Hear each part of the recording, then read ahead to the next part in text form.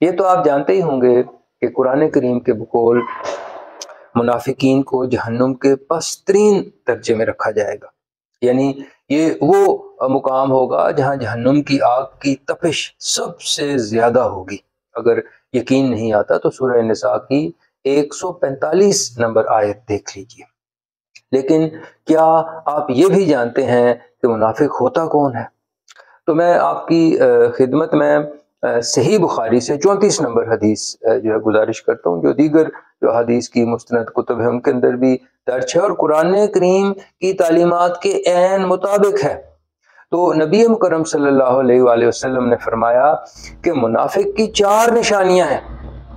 جس میں یہ چاروں نشانیاں ہوں گی وہ پکا یعنی خالص منافق ہوگا،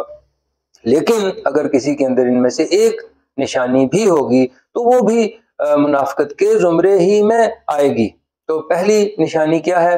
کہ اسے جب کسی چیز کا امین بنایا جائے تو وہ امانت میں خیانت کرے۔ یعنی امین بنانے کا کیا مطلب ہے؟ بھئی امین بنانے کا مطلب یہ ہے کہ اگر آپ ڈاکٹر ہیں تو جو آپ علاج کرتے ہیں لوگوں کا، جو بیماریوں کی تشخیص کرتے ہیں، آپ جو ان کا علاج تجویز کرتے ہیں، تو اس کے لیے آپ کو امین بنایا گیا ہے۔ یعنی اگر آپ ان کو صرف پیسہ کمانے کے لیے وہ ٹیسٹ لکھ کے دیتے ہیں جن کی ضرورت نہیں تھی تو آپ نے امانت میں خیانت کی۔ اگر آپ نے ادویات کی کسی کمپنی سے کمیشن لینے کے لیے انہیں ایسی ادویات لکھ کے دیں جو بصورت دیگر لکھنے کی ضرورت نہیں تھی، یعنی ان کو سستی ادویات بھی آپ لکھ سکتے تھے، تو یہ بھی آپ نے امانت میں خیانت کی۔ اگر آپ استاد ہیں اور بچوں کو اس لیے اچھا نہیں پڑھاتے کہ وہ شام کو آپ کے پاس ٹیوشن پڑھنے کے لیے آئیں تو آپ نے امانت میں خیانت کی۔ اگر آپ دکاندار ہیں اور لوگوں کو خالص اشیاء فروخت نہیں کرتے، غیر معیاری چیزیں بیچتے ہیں،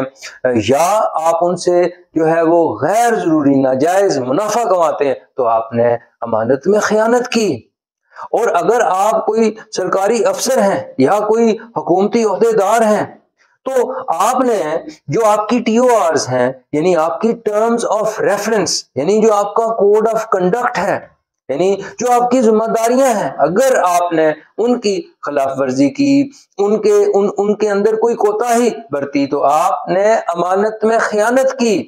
دوسری نشانی نبی مکرم صلی اللہ علیہ وسلم نے جو ایک منافق کی بتائی وہ یہ ہے کہ تم بات کرے تو جھوٹ بولے۔ اب ذرا آپ غور فرمائیے کہ کیا ہم بلا وجہ بھی نہیں جھوٹ بولتے؟ یعنی کوئی ہمیں فائدہ نہ بھی ہو رہا ہو پھر بھی ہم یعنی جو کہتے ہیں just for the heck of it بھی جھوٹ بولتے ہیں۔ میں نے جانا ہوگا لاہور، وہاں سے جس دوست کے پاس میں جا رہا ہوں اس کی کال آ گئی کہ بھئی کہاں تم پہنچے ہو اس وقت؟ میں جا رہا ہوں گدینے سے، ویسے ہی کہہ دوں گا میں جیلم سے گزر رہا ہوں، کھاریوں سے گزر رہا ہوں، کوئی اس کا فائدہ نہیں، پھر بھی میں جھوٹ بولوں۔ ایسا لگتا ہے کہ دروغ گوئی جو ہے وہ ہمارے جینز میں داخل ہو چکی ہے۔ یہ میں کئی بار یہ بات کہہ چکا ہوں کہ یہ ایک پاکستان کے کونے سے دوسرے کونے پہ جائیں، کسی دکان کے اوپر کوئی بھی چیز خریدنے کے لیے چلے جائیں، اس کی قیمت پوچھیں گے، جو بھی وہ قیمت بتائے گا کہ آپ کو یقین نہیں ہوگا کہ یہ جھوٹ بول رہا ہے۔ اچھا، تیسری جو نشانی نبی مکرم صلی اللہ علیہ وآلہ وسلم نے ایک منافق کی بتائی وہ یہ ہے کہ وہ وعدہ کرے تو وہ پورا نہ کرے۔ اچھا بھئی یہ عہد کرنا اور پھر اسے پورا نہ کرنا، اس کی کلاسک اگزامپل جو ہے وہ ہمارے حکومتی عہدیداران ہیں، یعنی جو وہ حلف اٹھاتے ہیں جب بھی وہ جاب کے لیے، یعنی جب کوئی ہمارا وزیر یا وزیر اعظم حلف اٹھاتا ہے نا، یا کوئی جج ہمارا حلف اٹھاتا ہے نا کہ بھئی میں اس بات کا حلف اٹھاتا ہوں کہ یہ جو ذمہ داری ہے یہ اس طرح سے میں نبھاؤں گا، تو اس کی جو خلاف ورزی کرتا ہے تو وہ اس زمرے میں آتا ہے۔ اور عام لوگ جو ہم عام طور پر آپ دیکھیں وعدہ خلافی بھی ہمارے لیے عام سی یعنی چیز ہے، ایک جو آپ کا جو ہے مستری مزدور سے لے کر تو وزیر اعظم تک اس ملک میں وعدہ خلافی کر رہا ہے۔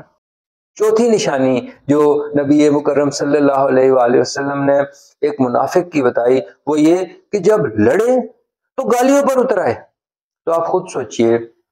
کہ کیا ہم لڑے بغیر بھی گالیاں نہیں نکالتے؟ یہ جو سوشل میڈیا ہوتا ہے یہ دراصل کسی سوسائٹی کا عکس ہوتا ہے، یہ وہ آئینہ ہے جس میں آپ کا چہرہ صحیح طریقے سے آپ کسی شک و شبے کے بغیر دیکھ سکتے ہیں۔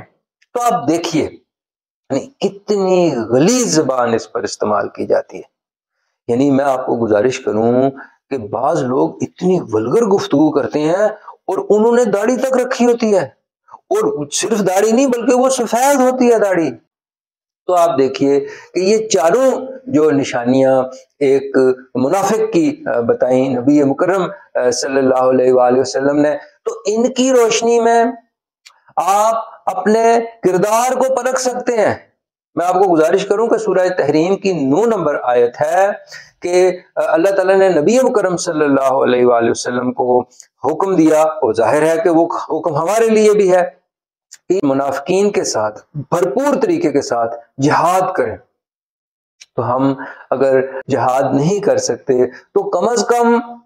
یہ جو میں نے آپ کو آیات گزارش کی اور نبی مکرم صلی اللہ علیہ وآلہ وسلم نے جو منافق کی پہچان بتائی، تو اس کو سامنے رکھ کر تو اس آئینے میں اپنی شکل تو دیکھ سکتے ہیں نا، تو وہ کسی دن دیکھنے کی کوشش کریں اور خود اس بات کا اندازہ لگا لیں کہ کیا ہم منافق ہیں یا نہیں۔